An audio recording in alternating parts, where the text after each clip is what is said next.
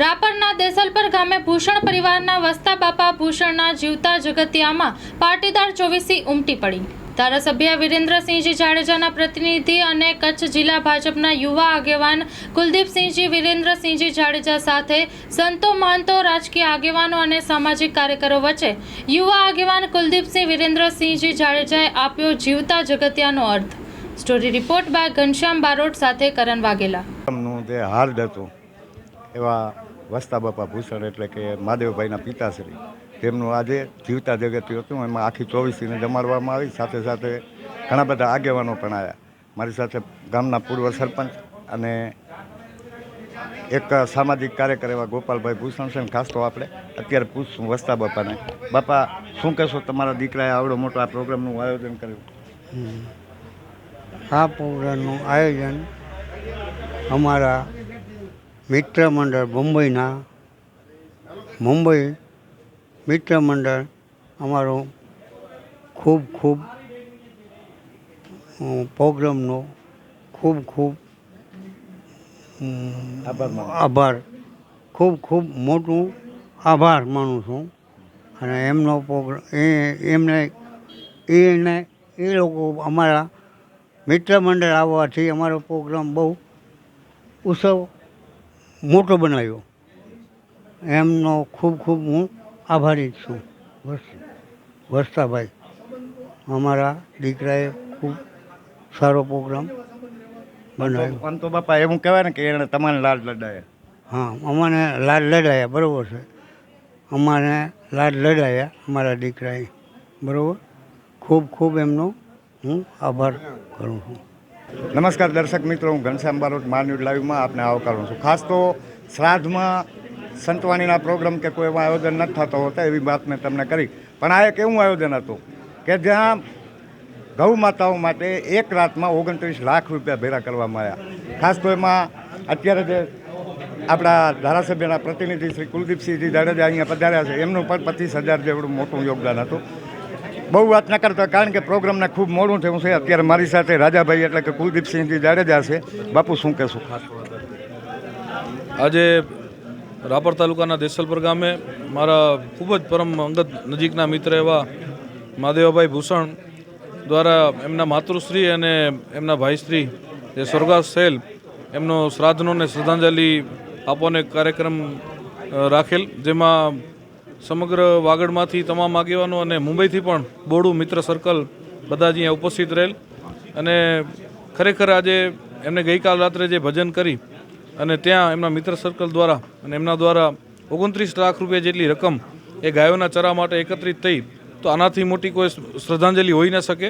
ત્યારે એક આવો જોશીલો યુવાન જે સનાતન ધર્મ અને ગૌ માતાની સેવા માટે એક આવો એક એમના માતૃશ્રી અને ભાઈને શ્રદ્ધાંજલિ આપવા માટે એક આવો સરસ કાર્યક્રમ જે કરી અને આટલું મોટું ગૌદાન એકત્રિત કરેલ છે, એના માટે એમને અભિનંદન પાઠવું છું।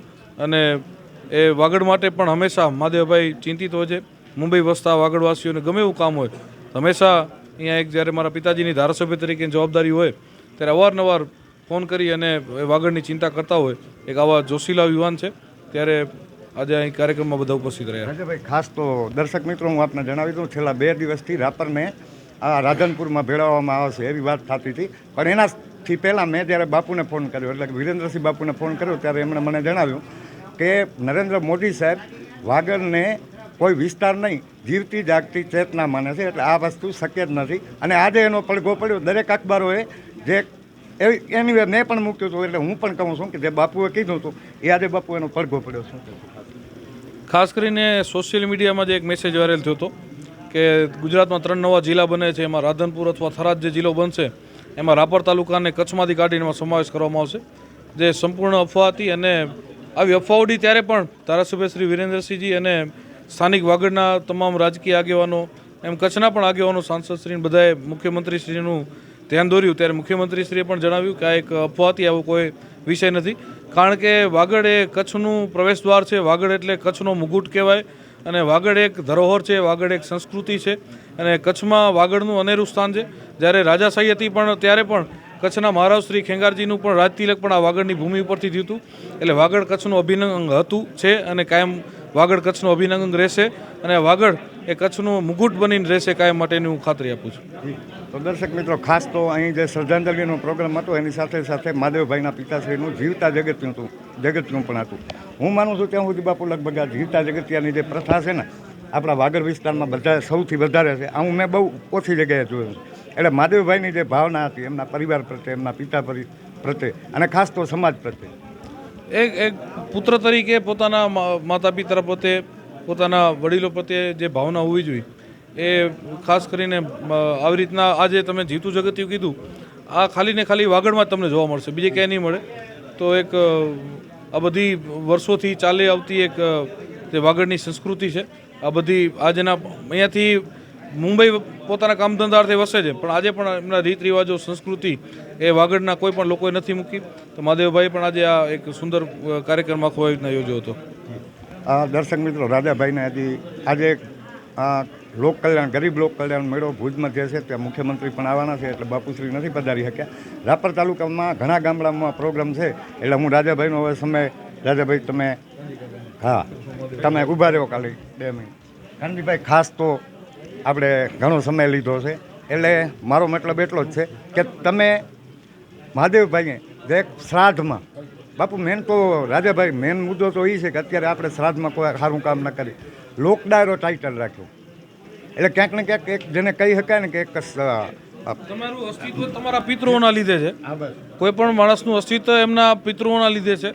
બધા કે શ્રાદ્ધમાં સારું કામ ન થાય, અજુગતી વાત છે. બાકી એવું કાંઈ હોતું નથી. પિતૃઓ માટેનો એક આ હું તો કહું પિતૃઓની સેવા માટેનો એક આ પવિત્ર દિવસો છે. ત્યારે 29 લાખ રૂપિયા જેવી માતબાર રકમ આજ આ ડાયરો રાખી અને આ પિતૃઓના શ્રાદ્ધના દિવસોમાં 29 લાખ રૂપિયા જેવી રકમ ભેગી કરી અને એ ગૌ માતા માટે ચારાની વ્યવસ્થા કરવી, તો આનાથી મોટું કામ અને સારું પવિત્ર કામ આ દિવસોમાં બીજું ના હોઈ શકે. શ્રાદ્ધ પર્વમાં જ્યારે વાત કરીએ ત્યારે એક વસ્તુ આપણને ખૂબ ધ્યાનથી સમજવા મળે છે કે શું નડે જેને ચોઘડિયા, જેણે ઠીક કર્યા છે અંદર મનના ઘડિયા, જેણે મનના ઘડિયા ઠીક કર્યા છે એને કોઈ ચોઘડિયા નડતા નથી. અને આ શ્રાદ્ધ પર્વમાં પણ એક જીવદયાનો સારો ઉત્તમ કાર્યનો જે મહાદેવભાઈ અને એમના પરિવારે દાખલો બેસાડ્યો છે એ ખૂબ જ અનુકરણીય છે.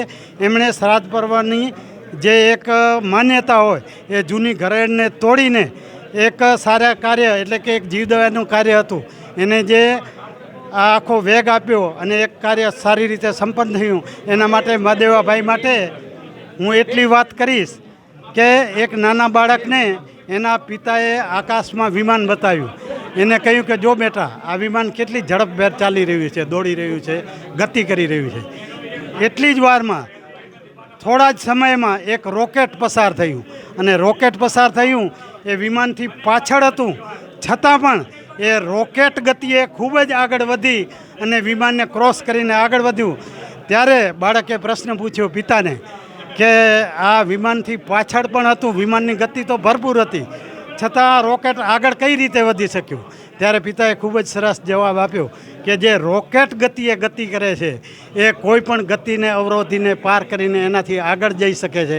આ જ રીતે આપણે પણ પર્વની માન્યતા, ચોઘડિયાની માન્યતા અથવા તો સમયની માન્યતા એને પાર કરીને જ્યારે પોતાના સારા વિચારોને આગળ વધી અને સારા કાર્યોમાં જ્યારે જોડાઈએ છીએ ત્યારે કોઈ પણ ગતિ આપણને ન નડે અને આપણે રોકેટ ગતિએ આ વિમાન કરતાં પણ વધારે ગતિથી આપણે પાર કરીએ.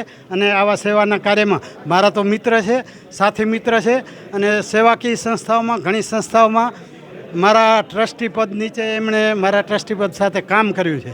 આવો જોશીલો યુવાન જેને કહી શકાય કે આ ગધા 25 પાર કર્યા પછી 40ની વય મર્યાદા જે વટાવ્યા પછી અને 45 જે કહેવાય કે આપણે 50 એટલે અડધી ઉંમર, તો અડધી ઉંમર કરતાં પહેલાં પણ એણે જે નવા સોપાનો સર કર્યા છે અને સમાજમાં અને સંસ્થાઓમાં જે ખૂબ જ આદરભેર જે માન મેળવ્યું છે આવું જ માન તેઓ હંમેશા સદા મેળવતા રહે. અને આ જ નહીં પરંતુ મહાદેવભાઈના તમામ એના પરિવારના સદસ્યો હોય, એનો મિત્ર વર્તુળ હોય, એ એમની પાસેથી પ્રેરણા લઈ અને એક યુવા પ્રતિભાને છાજે એ રીતે સદાય આગળ વધતા રહે એવી શુભેચ્છા. જય ભારત. તો દર્શક મિત્રો, આ આખો પ્રોગ્રામ જેને કહી શકાય કે એક શ્રદ્ધામય, સંસ્કૃતિમય અને દયામય, ગૌમાતામય રહ્યો. અને ખાસ તો આવા કાર્યો મહાદેવભાઈ તમે જે કાર્ય કર્યું છે ને, ખાલી તમારા શ્રદ્ધાંજલિ કે જીવતા જગતનું, પણ એનાથી મોટું તમે એક સમાજને મોટી પ્રેરણા આપવાનું કામ કર્યું છે. અહીં જે સંતો મહંતો પધાર્યા, તમારા ગુરુ છે, ભક્તિમાં તમે જે હમણાં વાત કરો રહ્યા, આખો સમાજ ફરી એકવાર સમાજમાં જે તમારે શું કહ્યું? પહેલાં તો આ પ્રેરણા મને મળે છે આ બધા વડીલો થકી મળી રહી છે અને અમારા સ્નેહજને થકી મળી રહી છે. તમારા જેવા મિત્રો છે ત્યારે હું આ કાર્યક્રમને સફળ બનાવી શક્યો છું. એટલા માટે વધારે કાંઈ ન કહેતા આ જે કાંઈ આ કાર્યક્રમની સફળતા થઈ છે એના કારણે ક્યાંક ને ક્યાંક માતાજીની કૃપા, ક્યાંક ને ક્યાંક વડીલોની કૃપા અને ક્યાંક ને ક્યાંક પિતૃદેવની કૃપા, ત્યારે જ આ આપણે સરસ કાર્ય કરી શકીએ છીએ. હું એમ કહું કે મુસલમાને રોજા રખા, हिंदू ने रखा उपवास, जिसने अपने माँ बाप को नहीं हिंदू नहीं रखा, मुसलमान ने रखा रोजा, हिंदू ने रखा उपवास, जिसने अपने माँ बाप को नहीं रखा उसका कबूल नहीं हुआ. ऐसा कुछ है, कुछ जो भी है वो कोई बात नहीं. लेकिन આજે મા બાપની સેવા છે એ સૌથી ઉત્તમ છે. ભગવાન મા બાપ આ ધરતીની અંદર જે કંઈ મા બાપની આપણે સેવા કરી શકીએ એ આપણા સાથ સાથ ભગવાન છે. એ ભગવાન સમજી. ખાસ તો મહાદેવભાઈ હું તમને એક વાત કરી, આ સમયમાં જ્યારે આવું કાર્ય કરવાનું હોય ને, ત્યારે હું એવું માનું છું કે એમાં છે ને આપણા ઘરના સભ્યોનો પણ ખૂબ મોટો ફાળો હોતો હોય. મેં હમણાં જોયું રસીલાબેન જે રીતે આવ્યા, જે એમનું એમનો જે એમના ચહેરા ઉપર જે ભાવો હતા, આદર હતો, આ બધું બહુ મોટી વસ્તુ છે. શું કહેશો પરિવારનો મને ખૂબ સાથ સહકાર રહ્યો છે. એ ગમે ત્યારે હું સમાજના કાર્યક્રમની અંદર જતો હું છું ત્યારે એનો ક્યારેય અટકાવરૂપી કરતી નથી અને ખૂબ મને સપોર્ટ કરે છે. એટલે એમના સપોર્ટ થકી જ આ કાર્યક્રમ સફળ થયો છે એ હું માનું જ છું. એમ તો દર્શક મિત્રો, આ તો એવો પ્રોગ્રામ જે સતત 2 દિવસ હાલ્યો, એમાં સંતવાણી થઈ, ભક્તિ થઈ, રાજકારણના જેટલી જે મોટી પાર્ટી છે એવા લગભગ તમામ પદાધિકારીઓ આવ્યા, અધિકારીઓ આવ્યા, પટેલ સમાજના આગેવાનો આવ્યા અને મહાદેવભાઈએ જે પ્રેરણા આપી છે એવા ને એવા કાર્યો થતા રહે એવી આપણે અપેક્ષા રાખીએ. ઘનશ્યામ બારોટ, માનવ લાઈવ, દેસલપર, ગુજરાત. ખુશખબર, ખુશખબર, ખુશખબર. કચ્છ, ગુજરાત અને મહારાષ્ટ્રની જનતા માટે દેશદેવી મા આશાપુરાના પદયાત્રીઓના કેમ્પ માટે Nakhatrana Neelkanth fruit and vegetable તાજા શાકભાજી લાવી રહ્યું છે. તાજા શાકભાજી અને fruit Neelkanth fruit and vegetable પદયાત્રીઓ કેમ્પ માટે ભુજના શાકભાજી માર્કેટિંગના ભાવ પ્રમાણે Nakhatrana Neelkanth fruit and vegetable મળશે. તો આવો અમારી નીલકંઠ ફ્રૂટ એન્ડ વેજીટેબલમાં મુલાકાત કરો. સ્થળ નખત્રાણા વિરાણી રોડ, દર્શન કિરાણાની સામે, નીલકંઠ ફ્રૂટ એન્ડ વેજીટેબલમાં. કાંચીભાઈ ચૌહાણ.